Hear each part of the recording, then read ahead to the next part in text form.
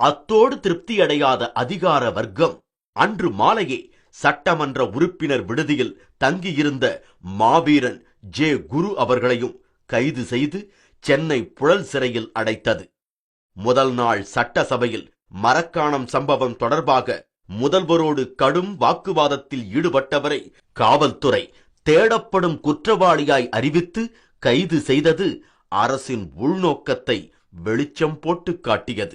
கட்சியின் முன்னணி தலைவர்களையெல்லாம் கைது செய்து சிறையில் அடைத்த அரசின் அடக்குமுறை வெறியாட்டம் அத்தோடு நிற்கவில்லை. அடுத்து சின்னையாவையும் குறிவைத்தது. இதற்காக 2012 நடந்த மாமல்லபுரம் மாநாட்டில் அவர் இரவு 10 மணிக்கு மேல் பேசியதாய் ஒரு பழைய வழக்கை தூசி தட்டி எடுத்துக்கொண்டு மே 3 அன்று தியாகராய நகர் வீட்டில் அவரை கைது செய்து புழல் சிறைக்கு கொண்டு போனது. 108 அவசர சிகிச்சை திட்டத்தை கொண்டு வந்தவர், தமிழகத்தின் மருத்துவமனைகளின் தரம் உயர்த்தியவர், உலக அரங்குகளில் பல பாராட்டுதல்களையும் விருதுகளையும் பெற்றவர். தன் சொந்த மண்ணில் காவல்துறையால் ஒரு சாதாரண குற்றவாளியைப் போல நடத்தப்பட்டதை தேசமே உள்ள குமுறலோடு பார்த்து கொண்டுதான் இருந்தது. ஆனால் ஜனநாயகத்தை பற்றி வாய்கிழிய பேசும் தலைவர்கள் எவரும் இதை கண்டித்து ஒரு வார்த்தை பேசவில்லை. ஜெயலலிதா அரசின் பழிவாங்குகின்ற படலம் தொடர்கிறது. எங்களுடைய மருத்துவர் ஐயா, கட்சி தலைவர், வன்னிய சங்க தலைவர் மற்றும் ஆயிரக்கணக்கான தொண்டர்களை கைது செய்து பிறகு இன்று நான் இந்த வழக்குகளை நாங்கள் தைரியமாக சந்திப்போம். அரசின் இந்த தொடர் அராஜக போக்கை கண்டித்து தமிழகத்தின் பல பகுதிகளிலும் மக்கள் தங்கள் வீடுகளில் கருப்பு கொடி ஏற்றினார்கள். ஐயாவும் சின்னையாவும் காவல்துறையினரால் கைது செய்யப்பட்ட வேதனையை தாங்கிக் கொள்ள முடியாமல் திருவண்ணாமலை மாவட்டம் கீழ்ச்செட்டிப்பட்டு கிராமத்தைச் சேர்ந்த ஜெகன் என்ற பாண்டியன் மே 4 அன்று தீக்குளித்து இறந்து போனார். இதை அடுத்து எழுந்த பதட்டத்தால் திருவண்ணாமலையில் சரக்குந்து ஓட்டுநர் ஒருவர் பலியானார். இதை பெரிதுபடுத்தி காட்ட ஜெயலலிதா அரசு ஹரியானாவைச் சேர்ந்த அந்த ஓட்டுநர் குடும்பத்திற்கு 5 லட்சம் ரூபாய் நிதி உதவி வழங்கியது. ஆனால் மரக்காணம் கலவரத்தில் பலியான வன்னியர் குடும்பங்களுக்கு 1 ரூபாய் நிதி உதவி செய்யக்கூட அவருக்கு மனமில்லை. இதுவல்லாமல் வன்னியர் என்று சொல்லிக் கொண்ட அத்தனை பேரையும் தேடி பிடித்து அடித்து நொறுக்கும் அராஜக வேலையை தொடங்கியது காவல்துறை. நீ என்ன ஜாதின்னு கேட்டாங்க. வன்னியர் ஜாதின்னு சொன்னா. வன்னியர் ஜாதினா ஏன் சார் அடிக்கிறீங்க? நாங்கன்னா தப்பு செஞ்சோம், எங்க தெரிஞ்ச தப்புக்கு எங்களை ஏன் வந்து பிடிக்கிறீங்கன்னு கேட்டான். அதெல்லாம் எதுவும் எங்களை பேச விடல. அது வரைக்கும் வண்டியில் தூக்கி உக்கார இங்கிருந்து எதுவும் போய் பானாத ஸ்டேஷன்ல விட்டு அடிச்சு சரியான அடி சூகாலையில எட்டி வச்சாங்க. பயங்கரமா வச்சுட்டாங்க. சரி வச்சுட்டு அது வரைக்கும் இவ்வளோ தப்பு செய்யிட்டு வீட்டுக்கு போய் உங்க வீட்டுக்காரவங்கள சேர்த்தாளடி வீட்டில் அப்படின்னு சொல்லிட்டு கேட்குறாங்க. பச்சையா கேட்குறாங்க. இந்த அடுப்பாண்ட உங்களுக்கு வேலை என்ன? உங்களுக்கு அடுப்பாண்டாடி வேலை, உங்களுக்கு ரோட்டில் என்ன வேலை? போலீஸ் வண்டி மேலே போய் கை வைக்கிறீங்க, உங்களுக்கு எவ்வளோ தைரியம் அப்படின்னு சொல்லிட்டு எங்களை அடிச்சாங்க. லைட்டிலேயே சூகாலையில எட்டி ஒதுக்கிறாங்க. அது ஏன் வன்னியர் கொள்ளுன்னா என்ன அவ்வளோ இதுவா போச்சா, கேவலமா போச்சா, ஏன் சார் இப்படி பண்ணுறீங்கன்னா வாய் மேலே அடிக்கிறாங்க சார். ரைட்டு எல்லாம் 3 குழந்தைங்களை விட்டுட்டு நான் 5 எனக்கு பெஜாராக போச்சு. வேலூரில் அவ்வளோ 5 குழந்தைங்க பட்டினி பசுமா வீட்டில் எப்படியே சேர்த்துக்குது. யாரும் இல்லை, எங்கள் வீட்டுக்காரும் இல்லாத 3 குழந்தைங்களும் ரொம்ப ஆழ்த்தப்பட்டுச்சு. 2 பொண்ணு ஒரு பையங்கிறான். ரொம்ப ஆழ்த்தப்படுச்சுங்க குழந்தைங்க இருக்கு. நீங்கள் நாடி ஜாதின்னு கேட்டாங்க. நாங்கள் வன்னியர் ஜாதி அப்படின்னு சொன்னோம். வன்னியர் ஜாதினா ஏறடி நாங்களை அடித்து ஏற்றுனாங்க. ஏற்றின்னு போயிட்டு சரியான அடி நாரா குதி விளாடுவோன்னு கேட்டான். எல்லாத்தையுமே போகிறதுக்கு நாங்கள் போதுரு எங்களுக்கு ஒன்றால் ஒன்றுமே முடியல. எனக்கு மழை வேறு வந்துடுச்சு, என்னால் தாங்க முடியாண்டி. நீ உனக்கு அறிவு இருக்குதடி, இவ்வளோ இதாக்குறேடி, உன் ஆம்டா உன்னை வீட்டில் சேப்பனாடி, ஆம்டா எனக்கு மதிக்க மாட்டேன் பழகுதுடி நீ அப்படிலாம் கேட்டாங்க. ஆனால் அது எதுவுமே பதில் சொல்லவே இல்லை. நாங்கள் அப்படியே ஒரு நைட்டு ஃபுல்லாக எங்களை இசுக்கடிச்சா, ஒரு பகல் ஃபுல்லாக இசுக்கடிச்சா. மணி 4 மணிக்கு அதுமாதிரி வேலூர் ஜெயிலில் போட்டாங்க. நாங்கள் ஐயா இருக்கிற வரைக்கும் நாங்கள் ஒழ மாட்டோம், எங்களுக்கு ஐயா தான் தேவை, எங்களுக்கு ஐயா தான் தேவைன்னு நாங்கள் சொன்னோம். இன்னமும் 2 அடி போடுறாங்க. நாங்களுக்கு இப்போ எங்களால் தாங்க முடியல அந்த அடி. ஒரு அடிக்கு அப்படியே கண்ணி போச்சு, கையில் கண்ணி போச்சு, தொடையில் கண்ணி போச்சு, பூட்டு காலில் ஓடிச்சு, செப்ப வராது போச்சு, தேய்ச்சி ராத்திரிலாம் தூக்கம் கிடையாது சார் எங்களுக்கு. நீ என்ன ஜாதின்னு கேட்டாங்க சார். என்ன நான் வந்து வன்னியர்னு சொன்னேன். சரி என்ன நீ தொழில் செய்யணும்னு சொல்லிட்டு கேட்டாங்க. தொழில் செய்யணும்னு கேட்டதுக்கு நான் வந்து சவுண்ட் செட்டு வச்சுக்கிறேன், செட்டு போடுங்க சார் இது பூத்தொழில் செய்கிறேன்னு சொன்னேன். நீ எந்த தொழிலும் செய்ய, வண்டியில் தானே நீ ஏறா வண்டியில் நாங்கள் ஏறா சொல்லிட்டு என்னை பிடிச்சி வண்டியில் தூக்கி உள்ளே போட்டாங்க சார். என்ன உள்ளே போட்டு நிமில் ஸ்டேஷனுக்கு இட்டு போயிட்டேனே. இதில் சட்டப்பூச்சி கேசிட்டு ஏன் சார் சட்டப்பூச்சி கேஸ் சொல்லணுன்னே ஒன்று லட்டி எடுத்துக்கினே 4 போலீஸ் சார். என்ன 4 போலீஸ் கீழே உட்கார வச்சுட்டு கை பின்னால் போகணும்னு சொல்லிட்டு கால் நீட்டு சொல்லிட்டு ரெண்டு கால் மேலேயும் 2 போலீஸ் சார். 2 கால் மேலே 2 போலீஸ், ஒரு போலீஸ் எதிர்க்கிட்டு ஒரு போலீஸ் பின்னால் நிற்கிறார். பின்னால் நிற்கிறது உதைக்கிறார், முன்ன நிற்கிறது இங்கே கற்று அடிக்கிறார், சோல்டர் அடிக்கிறார். 2 போலீஸ் கால் மேலே நிற்கிறாங்க பார்த்தியா, 2 பேரும் கால் மேலே லட்டி மேலே பட்டு பார்த்துட்டு அடிக்கிறாங்க சார். ஆட்சியெல்லாம் தாங்க முடியாத அளவுக்கு வச்சாங்க. அதேமாரி 3 ரவுண்ட் வச்சாங்க சார். ஃபஸ்ட் நான் 3 ரவுண்ட் அடிக்கிறது நான் ஓரளவுக்கு சார் எனக்கு விடுங்க சார் சொல்லியிருந்தேன். 4வது ரவுண்ட் அடிக்க சொல்ல பிடிச்சின்னு பிடிச்சின்னு குமுறாங்க. அப்படியே கால் மேலே பாதத்தை மேலே வட்டி அடிக்கிறாங்க. தாங்க முடியாது சார். என்னை அடிச்சு சாவச்சு போடுங்க சார். எதுக்கு சார் எனக்கு அடிக்கிறீங்க? இந்த ஜாதியில் பண்ணாலும் தப்பா? நான் என்ன பண்ணேன்னு வண்டியில் பார்த்துட்டா உங்கள் இஷ்டத்துக்கு அடிக்கணும். எப்படி சார் இது? நான் எனக்கு கேட்டதுக்கு டேய் இதுமாதிரி போய் பேசுகிறவங்க அடிச்சு சாவச்சு போடுன்னு சொல்லிட்டு போட்டு வச்சுட்டு கொம்பத்து விசிறி போட்டு அதை நேரம் அவங்க பாட்டு போயிட்டாங்க சார். அவங்க நீங்கள் என்ன ஜாதின்னு கேட்டாங்க. நாங்கள் வன்னியர்னு சொன்னோம். வன்னியர்னு சொல்லிட்டீங்களா அப்படின்னு சொல்லிட்டு எங்களை அடிச்சு ஏறுங்க வாங்கடி அப்படின்னு கூப்பிட்டாங்க. ஏன் சார் எங்களை வாங்கடின்னு கூப்பிட்றீங்க? நீங்களே எங்களை வாங்கடின்னு கூப்பிட்டா நாங்கள் யாராண்டு போய் சொல்லுவோம் அப்படின்னு கேட்டால் வாங்கடி உங்கள்கிட்டலாம் ஆம்பளை இல்லையா, ஏன்டி இது போல் வேலை செஞ்சீங்க, ஜீப்பு வச்சுன்னு கேட்டாங்க. நாங்கள் வடிகள் சார் எங்களுக்கு தெரியாதுன்னு சொன்னோம். சொன்னதுனால எங்களை கொம்பில் அடிச்சு அமுத்தம் பண்ணி எங்களை பண்ணாத இதெல்லாம் பண்ணி உங்களை சுட்டுத்தாள்ருக்கு எங்களுக்கு ஆர்டர் வந்துக்குதுரி அப்படின்னு சொன்னாங்க. எதுக்கு சார் எங்களை இது போலாம் கேட்குறதுன்னு கேட்டால் இன்னும் அடின்னு எங்களை அடிச்சாங்க. அதனால அடிச்சதுனால நாங்கள் வன்னியர்னு சொல்லதுனால எங்களை அடிக்கிறல்ல, எதுக்கு அடிக்கிற அப்படின்னு கேட்டால் இது போல் அக்கூர் மணியம்லாம் பண்ணுறீங்களா அப்படின்னு கேட்டாங்க. நாங்கள் பண்ணல சார் அப்படின்னு சொன்னோம். பண்ணாததுனால நீங்கள் வாங்கடின்னு சொல்லிட்டு வேலையில் ஏற்றி இது ஜெயிலில் ஏற்றி ஸ்டேஷனில் வச்சு எங்களை அங்கேயே வச்சாங்க. அடின்னு அடிச்சு அமுத்தம் பண்ணி முட்டிலாம் வேங்கி நாங்கள் ஏந்துக்க முடியாத காரணம். உள்ள இருக்கின்ற எங்களுடைய நிர்வாகிகளை காவல்துறையினர் கைது செய்து அடித்து உதைத்து பூத் காலால் உதைத்து சாதியை சொல்லி அசிங்கமாக திட்டி இவ்வளோ கட்டி தொங்கவிட்டு இவ்வளோ கொடுமைகள் செய்த பிறகு அவர்களை கைது செய்து அதுவும் குண்டர் சட்டத்தில் அடைக்கப்பட்டிருக்கின்றார்கள். நிச்சயமாக எங்களுக்கு நீதி கிடைக்கும், நீதிமன்றங்களுக்கு சென்று எங்களுக்கு நீதி கிடைக்கும். இவர்களெல்லாம் வெகு விரைவில் நாங்கள் நீதிமன்றத்துக்கு சென்று அவர்களுக்கு விடுதலை வாங்கிய பிறகு இவர்களை கொடுமை இவர்களுக்கு தவறாக கைது செய்த அத்துணை அதிகாரிகள் மீது நாங்கள் வழக்குகள் தொடர்க இருக்கின்றோம். இவற்றோடு சட்டமன்ற உறுப்பினர் ஜே குரு உட்பட 134 பேர் மீது குண்டர் சட்டமும் தேசிய பாதுகாப்பு சட்டமும் போடப்பட்டு அவர்கள் வெளியிலேயே வரவிடாமல் செய்தது. முன்னாள் நடுவன் அமைச்சர் AK மூர்த்தி, சட்டமன்ற உறுப்பினர் திருக்கச்சூர் ஆறுமுகம், அகோரம் KA மூர்த்தி, சேலம் அருள் மற்றும் கட்சியின் மாநில தலைவர்கள் செயலாளர்கள் உட்பட 8000 பேரை கைது செய்து சிறையில் அடைத்தார்கள். இதற்கு முன்னர் இந்தியாவில் வேறெங்குமே இப்படி ஒரே சமுதாயத்தினர் மீது இத்தனை வழக்குகள் போடப்பட்டதில்லை. முன்னேறிய எந்த ஒரு நாடும் தன் சொந்த மக்களை சிறையில் அடைக்க குண்டர்கள் சட்டம், தேசிய பாதுகாப்பு சட்டம் ஆகியவற்றை பயன்படுத்துவதில்லை.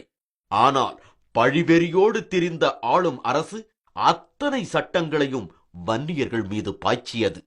தாயிடமிருந்து பிள்ளையை பிரிப்பது, பிள்ளையிடமிருந்து தந்தையை பிரிப்பது என்று மனம் போன போக்கில் வன்னிய மக்களை கைது செய்து சிறையில் அடைத்ததோடு அவர்கள் மீது கொடூர தாக்குதலையும் நடத்தி மகிழ்ந்தது ஆளும் அரசு. இவர்களெல்லாம் தமிழ்த்தாயின் பிள்ளைகள் இல்லையா? வன்னியர்களாய் பிறந்தது தவிர இவர்கள் செய்த குற்றம் வேறென்ன? இதையெல்லாம் கேட்பதற்கு கூட நாதியற்று போனதுதான் கொடுமையிலும் கொடுமை. இதனிடையே அடுத்தடுத்து தன் மீது போடப்பட்டிருந்த 3 பொய் வழக்குகளையும் சட்டப்படி சந்தித்து பிணை பெற்ற சின்னையா மே 9 அன்று விடுதலையானார். சிறை மீண்டவுடனே திருச்சி, சேலம், கடலூர், வேலூர் மற்றும் சென்னை புழல் சிறைகளுக்கு சென்று தொண்டர்களை சந்தித்து ஆறுதல் கூறினார். இந்தியாவிலே எந்த மாநிலத்திலும் நடக்காத அக்கிரமம், அராஜகம் தமிழ்நாட்டில் நடந்து கொண்டிருக்கிறது. 122 பேர் ஒரே கட்சியை சார்ந்த, ஒரே சமுதாயத்தம், வன்னிய சமுதாயத்தை சார்ந்த, அதுவும் 1 மாத காலத்திற்குள் தேசிய பாதுகாப்பு சட்டம் மற்றும் குண்டர் சட்டத்தில் அடைக்கப்பட்டது இந்தியாவிலே இதுதான் முதல் முறை. அதிமுக அரசால் கைது செய்யப்பட்டு குண்டர் சட்டத்திலே அடைக்கப்பட்ட எங்களுடைய கட்சியின் நிர்வாகிகளை சந்தித்து வந்திருக்கின்றோம். அவர்களுக்கு ஆறுதல் அளித்து விரைவில் அவர்கள் வெளியில் வருவதற்கு அனைத்து ஏற்பாடுகளும் செய்து கொண்டிருக்கின்றோம் என்று அவர்களுக்கு சொல்லி இருக்கின்றோம். ஜெயலலிதா அரசால்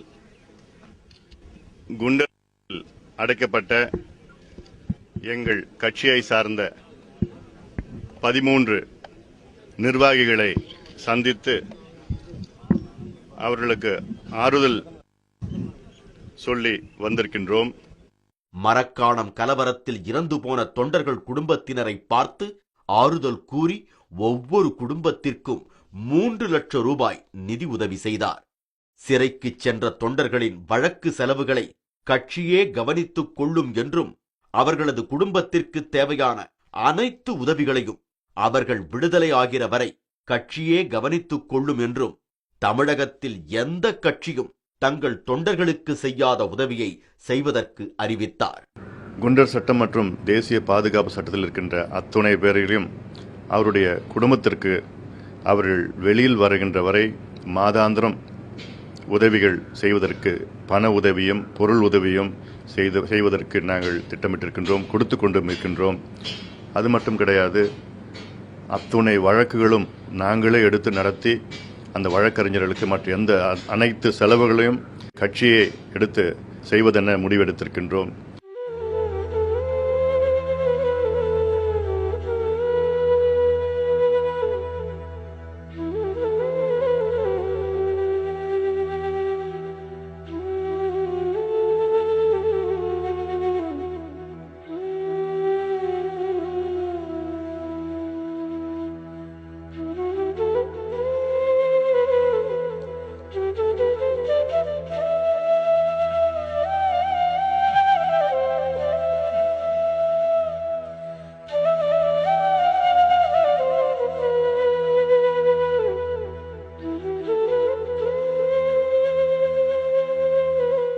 கொண்டு வந்து என்னுடைய கடமை, என்னுடைய பொறுப்பு நான் சீரும் கொண்டு வந்துடுவேன். உடல் நலம் குன்றிய நிலையில் 12 நாட்கள் சட்ட போராட்டத்திற்கு பின் மே 11 அன்று மருத்துவர் ஐயாவும் சிறையிலிருந்து விடுதலையானார். சிறை மீண்டு வெளியே வந்தவர், உங்களையெல்லாம் திரும்ப நான் சந்திப்பேன் என்று நினைத்துக்கூட பார்க்கவில்லை என்று சொன்னபோது சிறையில் அவர் அடைந்த துன்பங்கள் என்னவென்று சொல்லாமலேயே விளங்கியது. எந்தவித அடிப்படை வசதியும் இல்லாமல் நானும் என்னுடைய தொண்டர்களும் 600க்கும் மேற்பட்ட பல்வேறு மாவட்டங்களிலிருந்து வந்திருக்கின்ற தொண்டர்கள் அந்த சிறையிலே 107, 108 டிகிரி வெயிலிலே கந்தக பூமி என்று சொல்லப்படுகின்ற பாலைவனம் போல் இருந்த அந்த பகுதியிலே 12 நாள் நாங்கள் கஷ்டப்பட்டோம். நான் உயிரோடு வெளியில் வந்து உங்களையெல்லாம் பார்ப்பேன் என்று, உங்களையெல்லாம் சந்திப்பேன் என்று நான் நினைக்கவில்லை. உயிரோடு வெளியில் வந்து உங்களையெல்லாம் பார்ப்பேன் என்று, உங்களையெல்லாம் சந்திப்பேன் என்று நான் நினைக்கவில்லை. உயிரோடு வெளியில் வந்து உங்களையெல்லாம் பார்ப்பேன் என்று, உங்களையெல்லாம் சந்திப்பேன் என்று நான் நினைக்கவில்லை.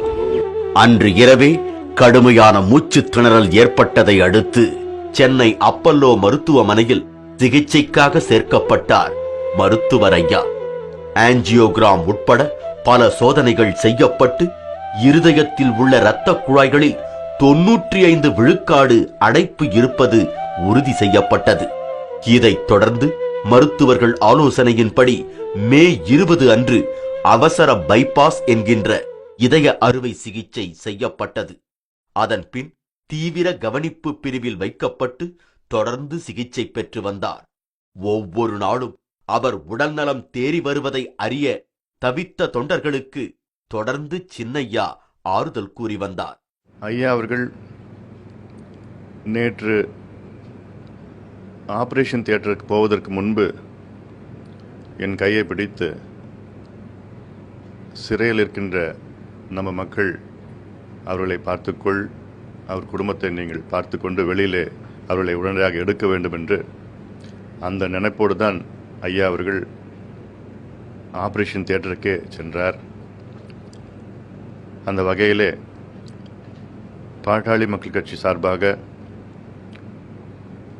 மரக்காணம் அந்த பிரச்சனையில் கொலை செய்யப்பட்ட 2 தொண்டர்களுக்கும் மற்றும் திருவண்ணாமலையில் தீக்குளித்து உயிர் நீத்த அந்த தியாகி பாண்டியன் என்கின்ற ஜெகன் அவர் குடும்பத்திற்கும் தலா 3 லட்சம் ரூபாய் நாங்கள் கொடுக்க முடிவெடுத்திருக்கின்றோம். பைபாஸ் ஆபரேஷன் நடந்து முடிந்தது. இன்று ஐயா அவர்கள் நலமோடு இருக்கின்றார். அவர் பூரண உடல் நலம் பெற்று திரும்ப வேண்டும் என்பதற்காக அவரை இதய தெய்வமாக கொண்டாடிய தொண்டர்கள் நாட்டின் பல மூலையிலும் பால்குடம் எடுத்து பிரார்த்தனை செய்தார்கள். ஐயா ஹாஸ்பிட்டலில் சிகிச்சை பெற்று வராது. எங்களுக்கு தெய்வமாக இருக்கிறது நல்லபடியாக வீடு சேரணுன்ட்டு அகராவர முனிப்பன் கோயிலில் சிறப்பு வழிபாடு நாங்கள் செஞ்சு வரோங்க. டாக்டர் மருத்துவர் ஐயா அவர்கள் உடல்நலம் சரியில்லாமல் மருத்துவமனையில் அவருக்கு இருதய அறுவை சிகிச்சை நடைபெற்றது. ஐயாவின் நீண்ட நாள் வாழவும் குணமடைவதற்கும் ஏக பூஜைகளை நடத்தி வருகிறோம். ஐயா அவர்கள் உடல்நலம் சரியில்லாமல் இருக்கிறதா கேள்விப்பட்டோம். சால்ரப்பட்டி கிராமத்தில் இருக்கும் எங்கள் குலதெய்வமான உச்சிமாகாளி அம்மனுக்கு பால் அபிஷேகம் செய்து அவர் நல்ல முறையாக குணமடைந்து இதே சால்ரப்பட்டி கிராமத்துக்கு கொடியேற்ற வேண்டும் என்று நாங்கள் எல்லாரும் விரும்பி பூசையில் கலந்திருக்கிறோம். மருத்துவர் ஐயா உடல்நலை பாதிப்பட்டு இருக்கிறார். அவர் நல்லபடியாக வீடு திரும்பி வர வேண்டும் சொல்லிட்டு நாங்கள் 108 பால் குடம் நாங்கள் எடுத்து கோட்டை காமாட்சி அம்மன் கோயிலுக்கு நாங்கள் ஊர்வலமாக எங்களை பிரார்த்தனை செஞ்சு நாங்கள் வேண்டுகோள் வச்சு நடை செய்கிறோங்க. எங்கள் ஐயா திரும்பி நல்லபடியாக வீட்டுக்கு வந்துடணும். டாக்டர் ஐயா அவர்கள் விரைவில் குணமடைய வேண்டி விசாக நட்சத்திரம் விச்சிக ராசியில் அவருக்காக பிரார்த்தனை செய்து கொண்டு அவர் இருதய ஆபரேஷன் பூரண நலமடைய பிரார்த்தித்து ஸ்ரீ சனீஸ்வர பகவான் சன்னிதியிலும் ஏனைய பிராணாம்பிகா சமய தர்பாரண்யேஸ்வர சன்னிதியிலும் அவருக்காக விசேஷ அபிஷேக ஆராதனை செய்யப்பட்டு பிரசாதம் கொடுக்கப்பட்டது. தமிழர் வாழ்வு நலம் மேம்பட மேலும் பல காலம் அவர் உழைக்க வேண்டும் என்பதற்காக அந்த பிரார்த்தனைகள் பலித்து முழுவதுமாய் குணமடைந்து வீடு திரும்பினார் மருத்துவர் ஐயா. தமிழக அரசின் இந்த அடக்குமுறை போக்கை கண்டித்து சின்னையா அவர்கள் டெல்லி சென்று குடியரசுத் தலைவர் பிரணாப் முகர்ஜி அவர்களையும் நடுவண் உள்துறை அமைச்சர் சுசில்குமார் ஷிண்டே அவர்களையும் சந்தித்து மனு கொடுத்தார். அத்துடன் தேசிய மனித உரிமை கமிஷனிலும் புகார் செய்தார். எங்களுக்கு நீதி வேண்டும். எங்களுக்கு ஐயா மீதும் கிட்டத்தட்ட 7000 கட்சி தொண்டர்கள் மீதும் 104 பேர் மீது குண்டர் சட்டமும் தேசிய பாதுகாப்பு சட்டம் போட்டதெல்லாம் நாங்கள் நிச்சயமா எடுத்து சொல்லுவோம். சின்னையா அவர்கள் ஆலோசனைப்படி புதுச்சேரி முன்னாள் சட்டமன்ற உறுப்பினர் அனந்தராமன் 2 மாத காலம் டில்லியிலேயே தங்கியிருந்து உள்துறை செயலகம் மூலம் கைதான தொண்டர்கள் மீதிருந்த தேசிய பாதுகாப்பு சட்டத்தை ரத்து செய்வதற்கான பணிகளை மேற்கொண்டார். இதைத் தொடர்ந்து ஜே குரு அவர்கள் மீது போடப்பட்டிருந்த தேச பாதுகாப்பு வழக்கு செல்லாதென்று கூறி அவரை விடுதலை செய்ய உத்தரவிட்டது நடுவண் அரசு. ஆனால் விடாப்பிடியாக 2வது முறையும் அவர் மீது தேச பாதுகாப்பு சட்டத்தை பயன்படுத்தியது. இந்த சட்டம் காஷ்மீர் போன்ற பதட்டமான இடங்களில் தீவிரவாதிகளை ஒடுக்க பயன்படுகிற சட்டம். ஆனால் சரியான காரணங்கள் கூறாமல் ஒரு முறை அல்ல